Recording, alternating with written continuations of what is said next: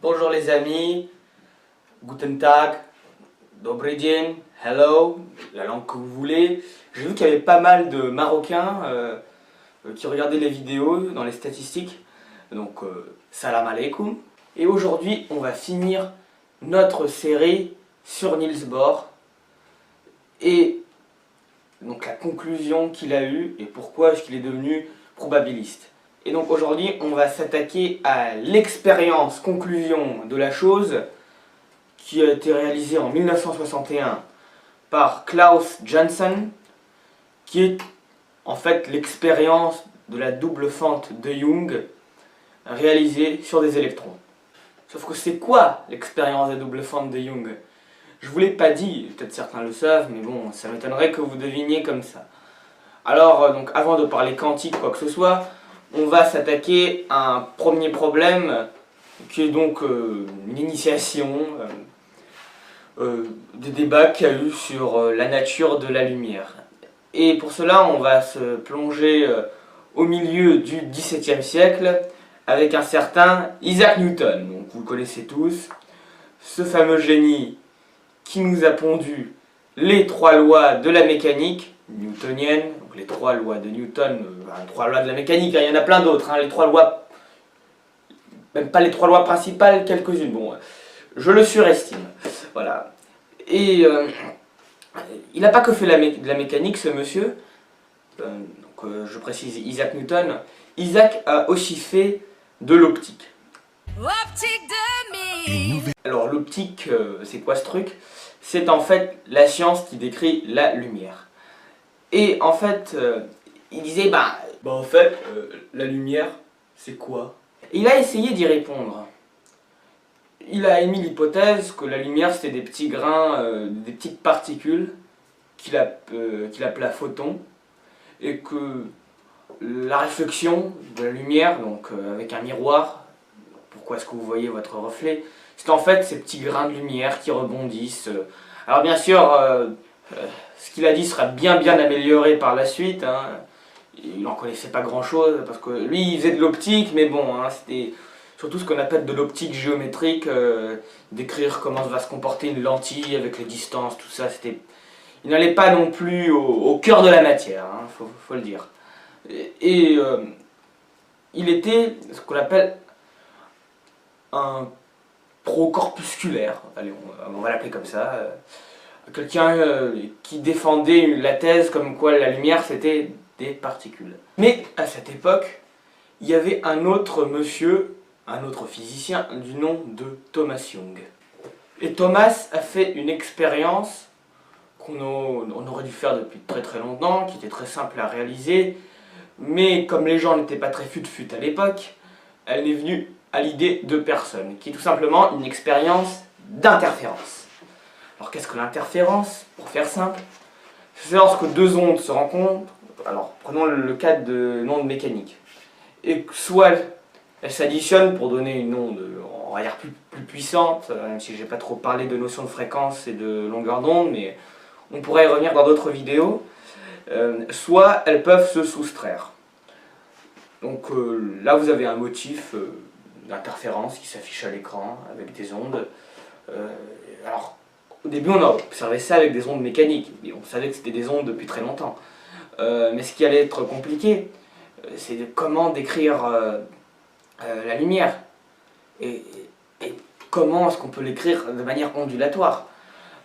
Alors à l'époque, c'est surtout Isaac qui avait la prédominante sur l'opinion publique, et Thomas a fait une expérience plutôt sympa, hyper simple, que vous pouvez tous refaire chez vous. Il s'est muni d'une bougie.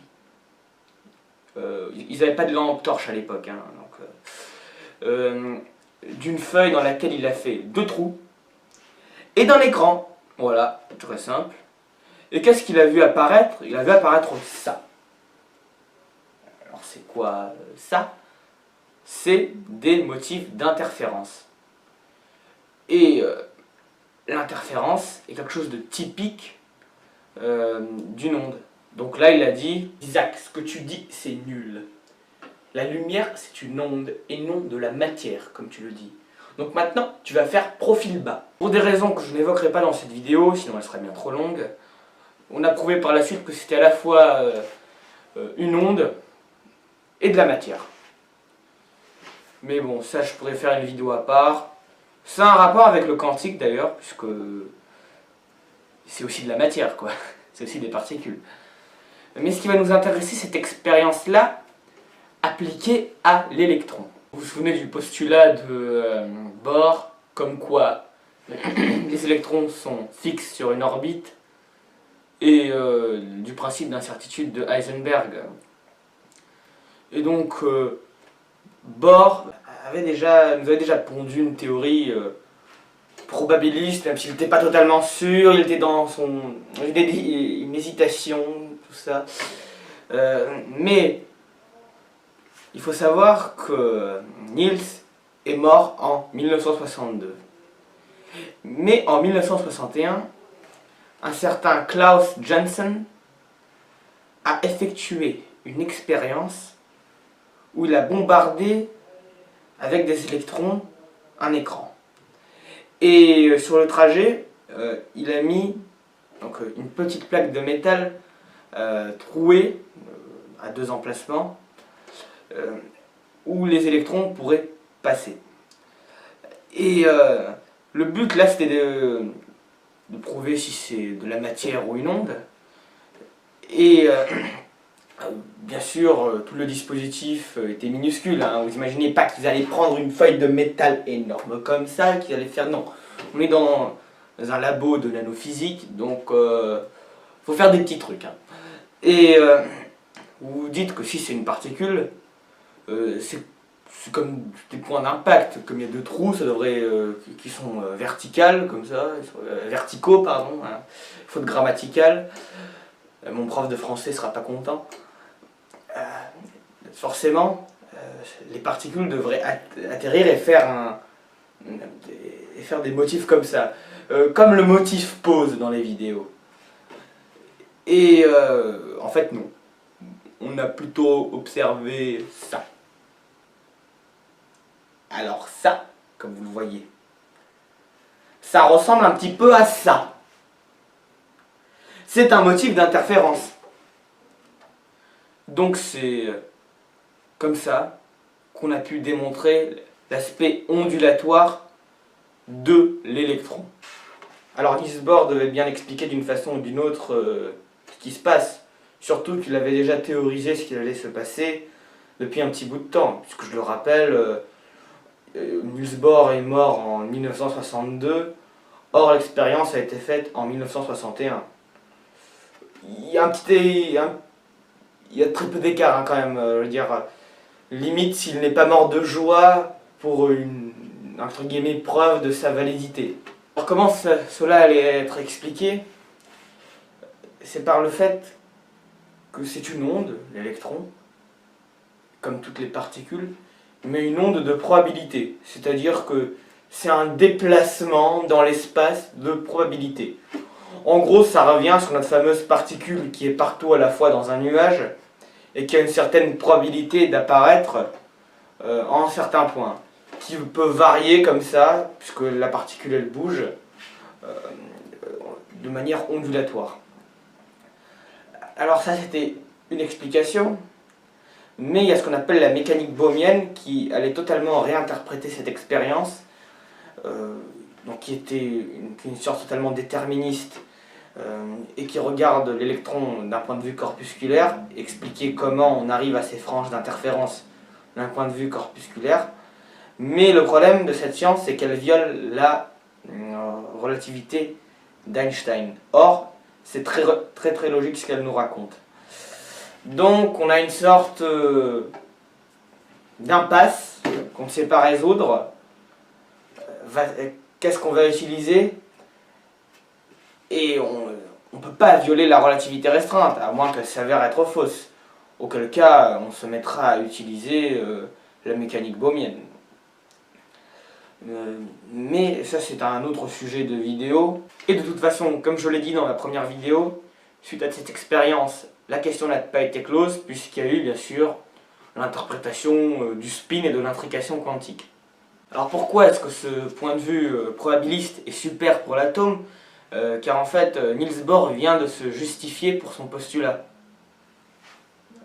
Parce qu'en fait, lorsqu'on utilise ce genre de modèle quantique, alors, il y a des lois de l'électromagnétisme à la base qui s'appliquaient avec l'électron qui allait s'effondrer sur le noyau. J'en ai fait une vidéo là-dessus. Mais c'est une science qui vient de la physique classique. Or, la mécanique quantique ne peut pas travailler avec la physique classique. On ne peut pas appliquer les lois de l'électromagnétisme à cette situation-là. Donc là, Bohr il est content, ça résout ce problème. Donc c'est super pour expliquer l'atome. Surtout que son postulat de base, qui était très maladroit, c'est finalement avéré en quelque sorte juste. J'aimerais vous quitter sur ces magnifiques images d'interférence. En tout cas, j'espère que la vidéo vous aura plu. La prochaine vidéo, on va parler d'autre chose. Il faudrait un petit peu varier les plaisirs. Je ne sais pas encore de quoi on va parler, mais on va pas parler de mécanique quantique. Mais bon, en guise de conclusion, j'aimerais vous dire que tous ces débats, toutes ces interrogations, toutes ces recherches sont loin d'être closes. Il y a plein de choses encore incomprises, plein de postulats faits de manière totalement délicate. Et il faut savoir que tous les modèles qu'on utilise aujourd'hui, donc le probabilisme, c'est en fait des modèles qui sont le plus logiques avec toutes ces expériences et tous ces cheminements de pensée que je vous ai expliqués. Finalement, c'est ce qui explique le mieux la nature du monde microscopique.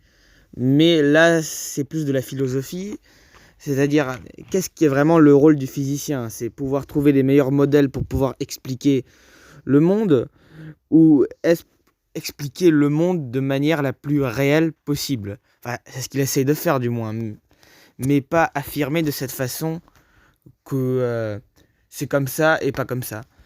Donc il y a à débattre, il y a à réfléchir.